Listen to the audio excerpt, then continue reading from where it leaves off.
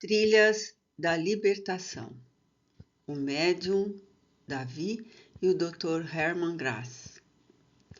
A primeira fase das nossas observações teria lugar em uma sociedade espírita, na qual se realizavam cirurgias mediúnicas, objetivando a ação da caridade em favor de enfermos portadores de patologias variadas.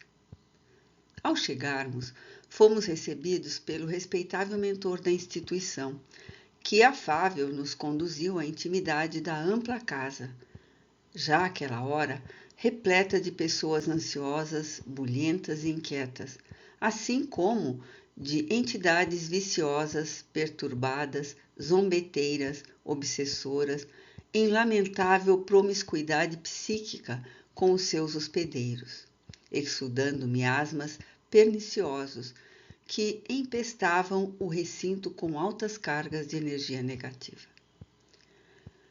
Percebendo minha perplexidade, que não pude dissimular, o irmão Vicente, nosso anfitrião, como justificando a ocorrência, elucidou. Nossa casa foi fundada há mais de 30 de anos por abnegados corações que planejavam dedicar-se à vivência dos postulados espíritas. Estabelecido o projeto e tendo-se em vista a excelência dos propósitos acalentados, fomos destacados para cooperar com esses amigos, de forma que o programa se tornasse realidade. Naquela ocasião, as dificuldades para a materialização da ideia eram muitas, seja pelos preconceitos existentes na cidade em relação ao espiritismo, seja pela inexperiência dos membros do grupo. Todos, porém, uniram-se com devotamento e deram início ao trabalho. Interessados em aprofundar os conhecimentos da doutrina para mais e melhor servirem, estabeleceram um roteiro de estudos e, pouco a pouco, conseguiram uma casa de aluguel que viriam a adquirir mais tarde, reformando-a por diversas vezes para que atendesse às necessidades de crescimento, resultando no bem equipado edifício no qual nos encontramos. Alguns dos fundadores já desencarnaram e hoje cooperam conosco, tentando preservar os objetivos iniciais que os emularam ao labor. Sucede, porém, que no último ano, por distração, os atuais administradores, muito preocupados com os fenômenos mediúnicos em detrimento dos objetivos essenciais da doutrina, cederam às pressões psíquicas dos espíritos levianos e, não obstante as nossas incessantes admoestações e advertências, enveredaram pelo sinuoso caminho das curas e cirurgias mediúnicas, atraindo multidões de necessitados, portadores, porém, de total desinteresse pela cura real, que transformaram o recinto no tradicional pátio dos milagres impossíveis. Diariamente, ou melhor dizendo, especialmente 2 vezes por semana, desde a noite de véspera, afluem enfermos de todos os matizes, para a maioria dos quais a doença ainda é a melhor terapêutica de iluminação, desejosos, no entanto, da cura sem responsabilidade e da saúde sem compromisso de elevação moral. Temos redobrado esforços para deter a invasão dos espíritos perniciosos, sem faltar-lhes com a caridade fraternal. Todavia, a ambição do sucesso e do estrelismo tomou conta dos companheiros encarnados, que assim nos dificultam o auxílio a eles próprios. Esta a razão de havermos solicitado a ajuda dos amigos que ora nos visitam. Silenciando, deixou-nos a oportunidade para observações mais cuidadosas. Sem dúvida, as construções magnéticas de proteção à casa e algumas criaturas permaneciam. Entretanto, em razão do tumulto reinante e das descargas mentais arrojadas, quão destrutivas, enxameavam as ideoplastias perturbadoras, e a psicosfera predominante era caracterizada pelo baixo teor dos fluidos tóxicos. Obsidiados com profundas parasitoses espirituais, apresentavam enfermidades físicas, cujas causas estavam nos distúrbios provocados pelos seus perseguidores, misturando-se a portadores de cardiopatias graves, paralisias, neoplasias malignas, doenças oculares e respiratórias, numa variada e complexa gama de problemas kármicos, sem possibilidade de solução por motivos óbvios. A leviandade graçava solta ao lado da simonia sob disfarce mal cuidado. Uma equipe de encarregados da orientação aos pacientes vendia fichas de atendimento, sob a alegação de que o material utilizado nas cirurgias era de alto custo e o seu volume sobrecarregava a sociedade, sendo, portanto, justo que os enfermos assumissem parte das despesas com o seu tratamento. Todos anuíam com o absurdo, sem preocupação ética, interessados apenas em resultados que lhes parecessem favoráveis. Atraídos por uma bem urdida propaganda e pela divulgação por meio da televisão, que acompanhara algumas das incursões cirúrgicas, e por depoimentos de pessoas que se afirmavam curadas, de todos os lugares possíveis chegavam aflitos em busca de solução para os seus males físicos, mentais, espirituais e morais. Paralelamente, amigos do médium eram saudados com sorrisos e gentilezas, mimoseados com presentes pela clientela habitual, que sempre trazia novos candidatos em uma excêntrica mistura de ação social, caridade e comercialismo vil. Nesse momento, no amplo salão abarrotado, alguém assomou à mesa sobre um estrado e, após despertar a atenção pedindo silêncio, arengou: "Está chegando o momento, fazendo-se necessário preparar o ambiente para as curas." Depois de enunciar algumas palavras desconexas, à guisa de oração, e recitar sem qualquer emoção o Pai Nosso, que foi acompanhado em coro, sem nenhuma participação do sentimento, abriu um volume de O Evangelho segundo o Espiritismo de Allan Kardec. Ao fazê-lo, no entanto, percebemos que o irmão Vicente encaminhou-lhe a mão em um aparente gesto casual, e ele leu o título da página: Os Falsos Profetas da Erraticidade. Nota do Autor Espiritual 2, capítulo 21, item 10.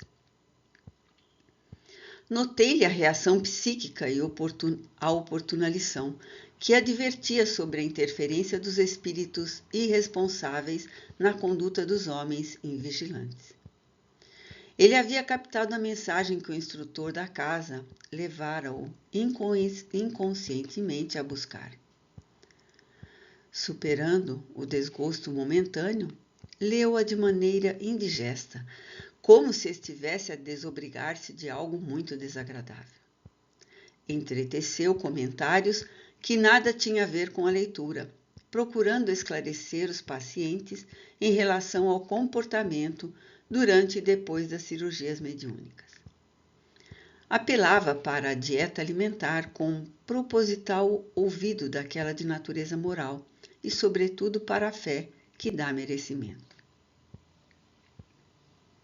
Ainda não terminara quando deu entrada no recinto o médium, cercado de protetores encarnados, que o acolitavam com mesuras e delicadezas perfeitamente dispensáveis. O grupo de companheiros era assessorado por espíritos semelhantes, trêfegos e zombeteiros, que se compraziam tomando parte no séquito inusitado. Aproximei-me do caro Vicente que, compreendendo minhas interrogações silenciosas, explicou: Sim, aquele é o nosso amigo Davi, que se entregou à mediunidade, derrapando, todavia, lamentavelmente, no personalismo doentio e na presunção exacerbada. Agora, experimentando complexo problema de obsessão com destaque na área da conduta sexual. É o que sucede com frequência aos portadores de mediunidade que se obstinam em desconhecer a doutrina espírita, que a todos propõe os programas saudáveis da moral e da iluminação íntima. Mediunidade sem doutrina pode ser comparada a veículo sem freio avançando na direção do abismo. A mediunidade é sempre compromisso de redenção que o espírito assume antes da reencarnação, especialmente aquela que tem expressão ostensiva, rica de possibilidades para a edificação do bem nos indivíduos. O nosso amigo Davi é consciente das responsabilidades que lhe dizem respeito no exercício mediúnico. Todavia, corrompeu-se, deixando-se subornar pelo dinheiro e presentes valiosos que lhe despertaram velhas chagas morais do passado, então adormecidas, tais a vaidade, a soberba, a ingratidão e outras. Após vincular-se psiquicamente a hábil cirurgião desencarnado, porém antigo cidadão de péssimos costumes, entregou-se aos tratamentos mediúnicos sem nenhum respaldo evangélico para sustentar-lhe o comportamento ético. Vivendo a psicosfera do companheiro, a fim de outros comparsas, vem tombando no abuso das funções genésicas, asseverando que a mediunidade e a sua prática nada tem a ver com os prazeres atormentados do sexo sem amor. Detendo-se em breve reflexão silenciosa, prosseguiu.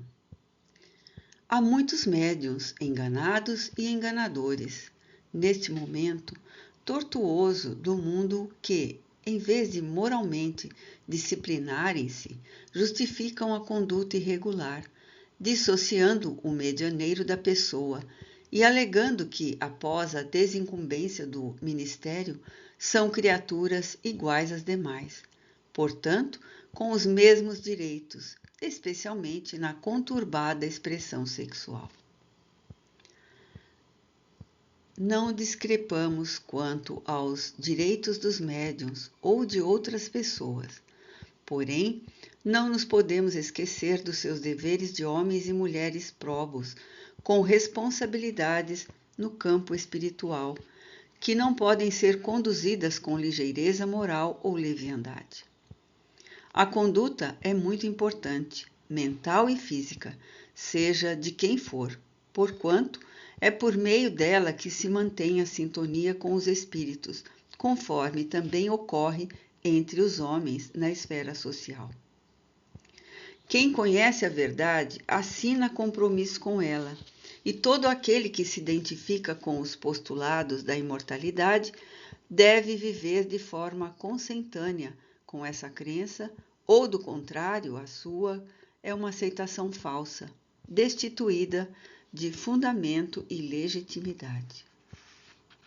O amigo Davi procede de experiências reencarnatórias assinaladas por graves insucessos, havendo investido muitos valores e a interferência de abnegados mentores para lograr esta oportunidade que, infelizmente, mal barata, atraindo consequências muito dolorosas para ele mesmo. Quando se apresentou em nossa casa, pedi apoio para atendimento da mediunidade de prova que o aturdia muito.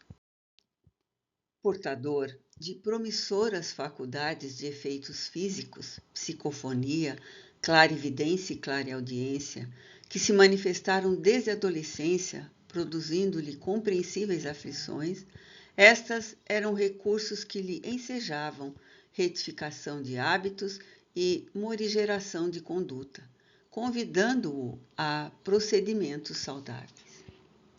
Espírito rebelde, porém, embora conduzido a uma sociedade espírita, permitiu-se a indisciplina e o abuso nas atitudes mais simples. Benfeitores espirituais programados para colaborarem com ele junto aos necessitados, foram lentamente rechaçados nos seus propósitos superiores por se negar com frequência aos exercícios de educação moral e emocional, sobrecarregando-se com o excesso de alimentos portadores de altas doses de toxinas e, sobretudo, cedendo espaço mental de início a vícios danosos que o retêm na ação perniciosa. Com o tempo, adicionou alcoólicos às atividades normais, impedindo o intercâmbio com aqueles nobres instrutores que jamais o abandonaram. Como os espaços de toda a natureza nunca permanecem vazios por muito tempo, não faltaram companheiros desencarnados ociosos e vulgares para ocorrerem na sua direção, preenchendo as suas necessidades. Destacando-se o Dr. Hermann Grass, que exerceu a medicina terrestre com atropelos morais e sem a ética conveniente. Hábil cirurgião, preferiu dedicar-se ao aborto criminoso, contraindo pesados débitos perante a própria consciência e a consciência cósmica. Ao desencarnar, sofrendo amargamente, tornou-se vítima direta, que já o era indiretamente, de terrível verdugo da erraticidade mais inferior, que o explorava desde antes, fazendo-o mais infeliz. O processo de vampirização alongou-se por vários anos, complicado pela presença vingadora de algumas das suas vítimas. Depois de um largo período de sofrimento, desvinculou-se do antagonista e passou a ligar-se ao médium Davi, em que encontrou recursos para reabilitar-se dos delitos por meio das ações dignificantes que viesse a realizar. Os mentores do médium viam na circunstância uma fórmula feliz para que ambos se ajudassem, enquanto eles próprios se dignificavam. No começo, o Dr. Hermann encontrou estímulos para sua reabilitação, de que se foi descuidando à medida que aumentava o número de necessitados, e o caráter do médium se amolentava diante dos resultados materiais obtidos. Detendo-se em reflexão e com um toque de bom humor, Vicente continuou. O melhor amigo de todo médium, no seu processo de evolução, é sempre a dificuldade que o impele ao bem, à oração, à meditação, conduzindo-o à humildade. Não são poucos aqueles que sossobram nas águas turvas da vaidade e da presunção, enxameando por toda parte e tombando em sutis quão perigosas obsessões que passam a experimentar. No caso em tela, os amigos espirituais, conhecendo-lhe as necessidades emocionais, programaram a reencarnação de Adelaide, antigo afeto a que se vinculava o médium, providenciando-lhe o consórcio matrimonial, a fim de que não experimentasse carência afetiva e pudesse, desse modo, dedicar-se à mediunidade em regime de plenitude relativa. Da união, nasceram-lhe 2 filhinhos, que são do mesmo grupo familiar e que estão quase esquecidos pelo pai, logo passada a novidade. Arrependido do casamento, que considera a perda da liberdade pessoal ante as facilidades para o exercício do sexo em desalinho, procura desincumbir-se do compromisso sem a seriedade e a emoção que os deveres de esposo e pai lhe impõem. Desse modo, em razão da auréola de paranormal que deslumbra os ociosos e simplórios, passou à conquista de jovens e senhoras imprevidentes, incidindo em outro gênero de delitos. Por consequência, caminha a largos passos para uma tragédia que está sendo urdida pelos seus adversários, os quais o induzem aos deslizes constantes. Seguindo em direção a pequeno cômodo ao lado da sala das sessões, o médium e sua corte desapareceram dos olhos deslumbrados da clientela que mal sopitava a ansiedade. O orador que havia interrompido a lenga-lenga deu-lhe prosseguimento, conclamando os interessados à concentração e que, se não esquecessem da doação da espórtula para ajudar a manutenção das obras de caridade da casa. O pedido aberrante caracterizava o baixo nível moral do solicitante, que via nas criaturas presentes somente um meio acessível para a sistemática exploração. Compreende-se o conceito que assevera: onde predomina o interesse pelo dinheiro, escasseiam as austeridades morais, particularmente onde deve viger a gratuidade dos serviços, desde que se derivem da ação mediúnica. A sociedade espírita é lugar de iluminação da consciência, de enobrecimento moral e ação caridosa, sem cujas vivências descaracteriza-se, mundaniza-se e torna-se um clube onde predominam a insensatez, o engodo, a exploração. A convite do amigo Vicente, adentramo-nos, os visitantes e ele, no cômodo onde Davi se preparava para as atividades mediúnicas. O recinto transpirava perturbação. As mentes ansiosas impunham suas aspirações sobre o médium, que se sentia inquieto interiormente, embora demonstrasse jovialidade aos seguidores fascinados. Ideoplastias negativas, clichês mentais e vibriões psíquicos enxameavam no ambiente, tornando-o irrespirável. Igualmente, misturavam-se os espíritos em aturdimento constrangedor, alguns tentando interceder pelos familiares enfermos que aguardavam ajuda, outros em promiscuidade de paixões, gerando um pandemônio de difícil descrição. Subitamente, a algazarra cessou e vimos entrar o Dr. Hermann Grass, acompanhado pelos auxiliares espirituais. Vicente apresentou-lhe o Dr. Carneiro de Campos, Fernando e nós, informando que nos houvera convidado a fim de que participássemos das atividades daquela noite. Elucidou que o Dr. Campos havia sido médico na Terra e prosseguia com os estudos nessa área, e que nós outros éramos ambos interessados nas alienações mentais por obsessões. Não ocultando um certo desagrado, agradeceu-nos a presença, dizendo-se às ordens para quaisquer esclarecimentos em torno do seu trabalho cirúrgico. Compreendemos a gravidade da circunstância e do momento, que o Dr. Campos contornou com delicadeza. O nosso, esclareceu, é o interesse de aprendizes que buscam aprimorar técnicas socorristas para melhor atendimento das criaturas humanas. E é nesta condição que aqui nos encontramos. Surpreendido com a elucidação e atingido pela onda mental de simpatia do benfeitor, ele desarmou-se emocionalmente, pedindo licença para dar curso ao compromisso assinalado.